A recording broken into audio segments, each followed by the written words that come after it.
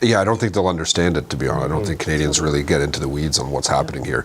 But sometimes when you got skating on the ice, your elbows are down, you're doing different things. We're in the middle, or maybe the beginning, or in the third period of a hockey game right now. We're not quite sure what the score is. It looks like we're down 2 or 3-0.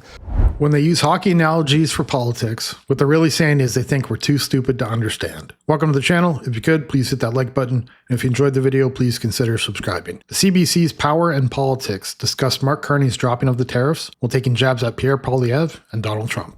Fred, do you think that Canadians listening to the Prime Minister, or even just seeing clips, because not everyone sat and listened through the whole news conference, do you think Canadians will understand why this was done? We'll have to see how that plays out. It's one of those things where every few weeks there's just something moving on this file. It's a public negotiation of some sort. And it feels like some could criticize the Prime Minister for giving up stuff, but we don't know what's going on behind the scenes. We don't know what those negotiations are. And that final outcome will be the ultimate, the way to tell who won or lost in this. The problem is we don't know when that's going to be. And if it keeps building and it keeps building, because the Prime Minister's got to get some win soon on this. It can't keep going the same way, because then it may get out from underneath him. He used a hockey analogy during the campaign. It became this liberal thing, elbows up. And I thought he explained it pretty well today. But sometimes when you got skating on the ice, your elbows are down, you're doing different things. We're in the middle, or maybe the beginning, or in the third period of a hockey game right now. We're not quite sure what the score is. It looks like we're down 2 or 3-0. But we're sitting there and we're criticizing from the sidelines. The game's not over, and until it's over, until that final score, we don't know what's happening here. We know exactly how this is going to go, and we know that Mark Carney is not the right person to be negotiating. The retaliatory tariffs were a horrible idea, and that's why he removed them. But removing them also showed Trump and Canadians just how weak Mark Carney really is. Greg, how patient do you think Canadians will be on this? I mean, everyone's saying he has some latitude. I don't think anyone expected a deal today, not once we blew past the August 1st deadline at least. How patient do you think Canadians will be? Well, cynically, you can't help but notice that Canadians were pretty much on side for addressing climate change on things like carbon pricing, carbon tax, until the economy, and inflation went crazy. So there comes a point where, the average person says enough is enough. I think right now, I watched the clip of the Conservative leader, and I noticed he was trying really hard to say quote, unquote, because there's a lot of times where Conservative MPs are saying, Mark Carney said this, and then they play a clip, and he's not said anything close to what he's being described as saying.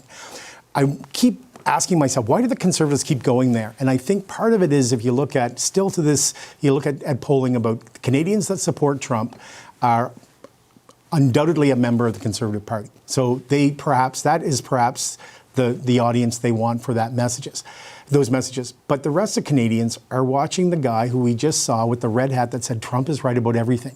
This is the President of the United States who is talking about grass, he's wandering around the roof of the White House.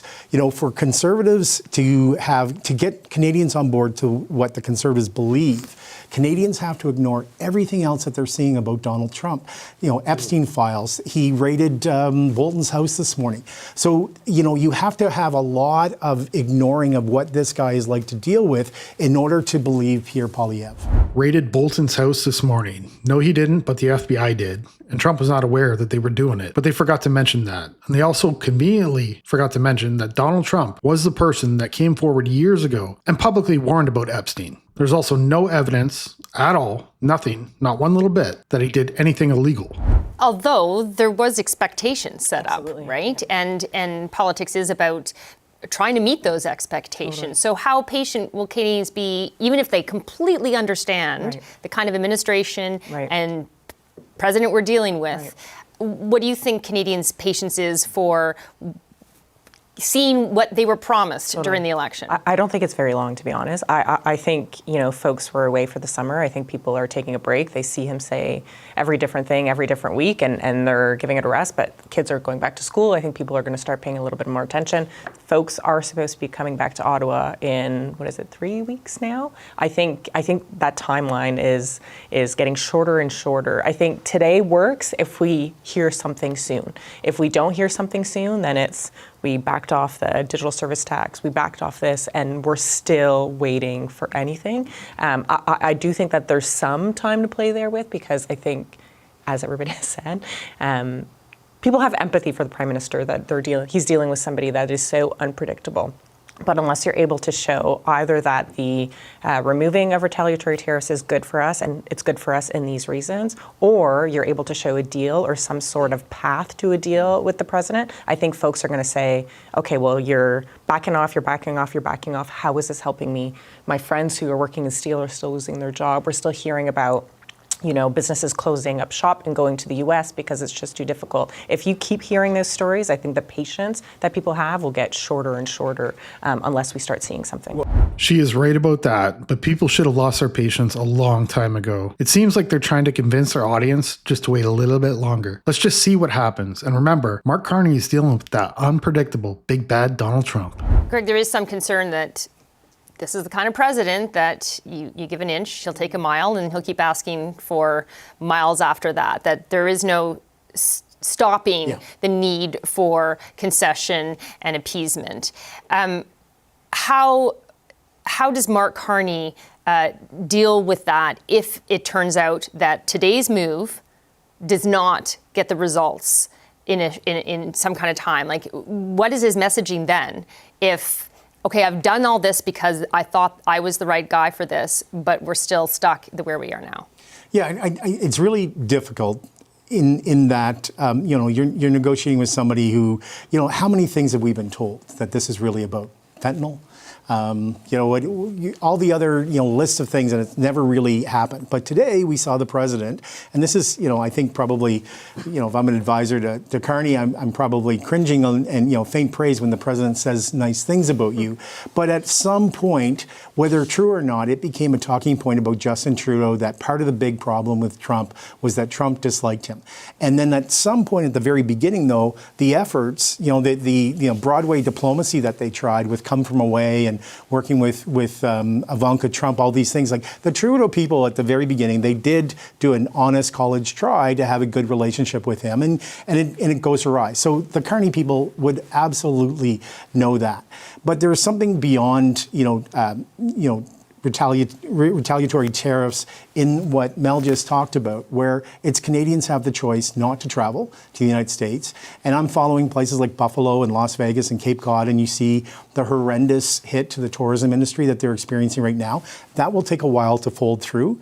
In Alberta, even the premier allowed American alcohol to be sold again. Albertans are passing. I saw a CBC Alberta story a couple of weeks ago where the numbers of, whether they can get Jack Daniels or not, they don't want to buy it if they can find something else. So Canadians are going to help along with this as far as they can.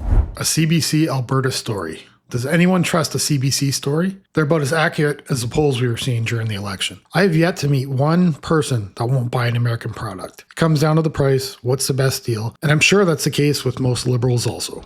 Fred, what did you make of what Pierre Poilievre said today in terms of when he came out and reacted to the Prime Minister's move? It was interesting. He came out and talked about the Sovereignty Act that he wants to introduce in the fall, which he could have mentioned during C5, I think would have been a good time in the spring, given its similar messaging.